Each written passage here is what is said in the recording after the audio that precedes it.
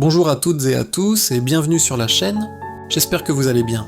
Avant même de commencer ce documentaire, prenez une seconde pour vous abonner, liker, partager cette vidéo et écrire un commentaire, car c'est grâce à votre soutien que ce type de contenu peut continuer d'exister.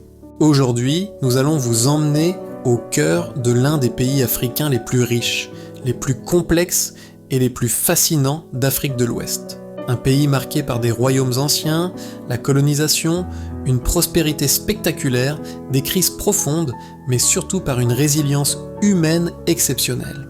Aujourd'hui, nous allons parler de la Côte d'Ivoire. La Côte d'Ivoire est un pays situé en Afrique de l'Ouest, bordé au sud par l'océan Atlantique, à l'est par le Ghana, à l'ouest par le Libéria et la Guinée, et au nord par le Mali et le Burkina Faso. Elle s'étend sur une superficie d'environ 322 463 km², ce qui en fait l'un des pays les plus vastes et les plus stratégiques de la région. Sa position géographique en a fait, au fil des siècles, un carrefour humain, économique et culturel majeur en Afrique de l'Ouest. Le pays présente une grande diversité géographique. Le sud est marqué par les plages, les lagunes et une végétation dense. Le centre est dominé par des zones agricoles fertiles et des forêts.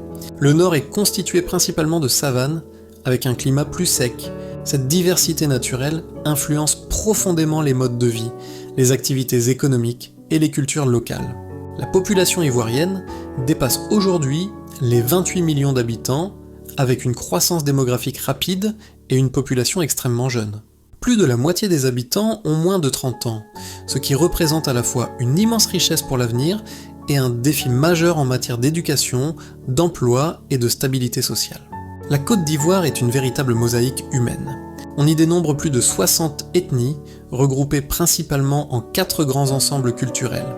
Les Akan, majoritairement présents au sud et à l'est, les Krou à l'ouest, les Mandés au nord et au nord-ouest, et les Gours au nord-est. Chaque groupe possède ses langues, ses traditions, ses rites, ses croyances et sa vision du monde.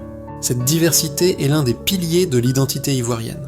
Bien avant la colonisation, le territoire ivoirien était structuré autour de royaumes puissants et de sociétés organisées. Des royaumes comme Kong, Giaman ou Sanoui jouaient un rôle central dans le commerce régional, notamment celui de l'or, de la cola et des produits agricoles. Ces sociétés reposaient sur des systèmes traditionnels solides, avec des rois, des chefs coutumiers, des conseils de sages et une transmission orale du savoir. À la fin du XIXe siècle, l'arrivée de la colonisation française bouleverse profondément ces équilibres. En 1893, la Côte d'Ivoire devient officiellement une colonie française. Commence alors une période marquée par l'exploitation intensive des ressources naturelles et humaines. Les populations locales sont soumises au travail forcé dans les plantations, la construction de routes, de chemins de fer et de ports, principalement pour servir les intérêts de la métropole.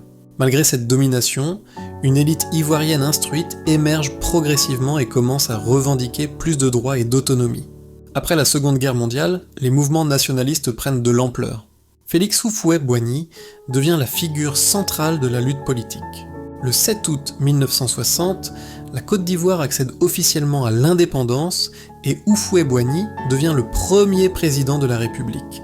Les premières décennies de l'indépendance sont marquées par une stabilité politique exceptionnelle et une forte croissance économique, principalement fondée sur le cacao et le café.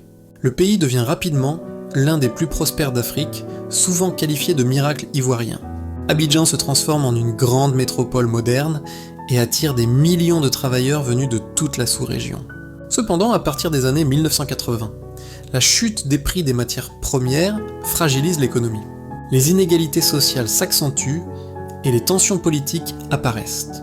Après la mort de Houphouët-Boigny en 1993, le pays entre dans une période d'instabilité marquée par le concept d'ivoirité, le coup d'État militaire de 1999, la crise politico-militaire de 2002 et la guerre post-électorale de 2010-2011. Ces crises causent des milliers de morts, déplacent des millions de personnes et déchirent profondément le tissu social. En 2011, Alassane Ouattara devient président et engage le pays dans une phase de reconstruction et de relance économique. Les infrastructures se développent comme rapidement, les routes, les ponts, les barrages et les services se multiplient, même si de nombreux défis sociaux persistent. Come on. La Côte d'Ivoire est également un pays de grandes villes aux identités fortes. Abidjan est la métropole dynamique, moderne et contrastée.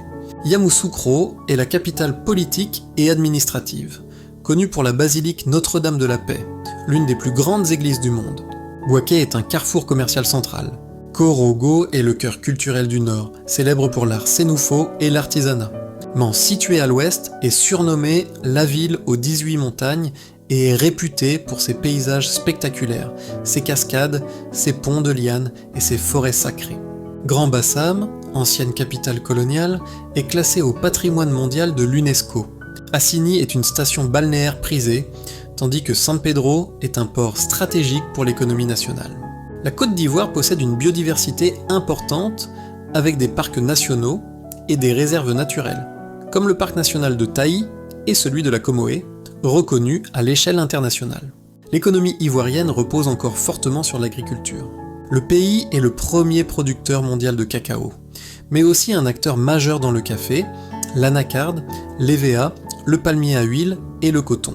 Ces dernières années, la Côte d'Ivoire cherche à diversifier son économie en développant l'industrie, les services, l'énergie, le pétrole offshore et le numérique. La gastronomie ivoirienne est l'une des plus riches d'Afrique de l'Ouest.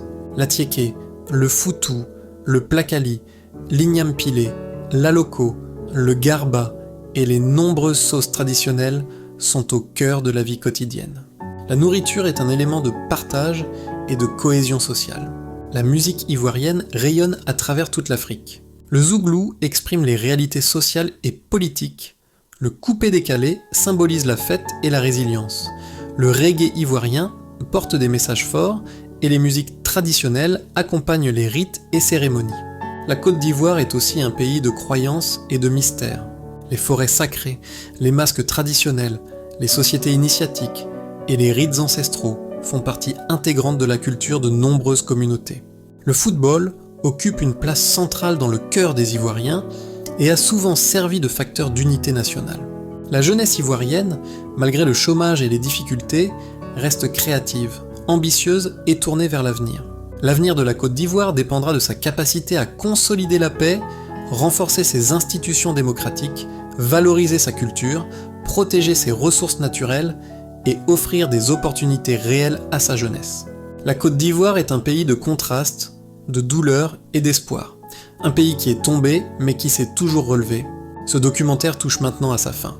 Si ce long voyage au cœur de la Côte d'Ivoire vous a appris quelque chose, abonnez-vous à la chaîne, likez et partagez cette vidéo autour de vous.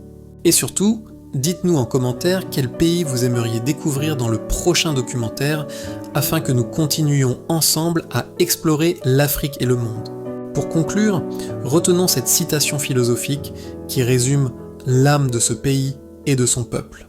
Un peuple qui connaît son histoire et respecte sa culture ne disparaît jamais, car même après les tempêtes les plus violentes, il trouve toujours la force de se relever et d'avancer vers la lumière.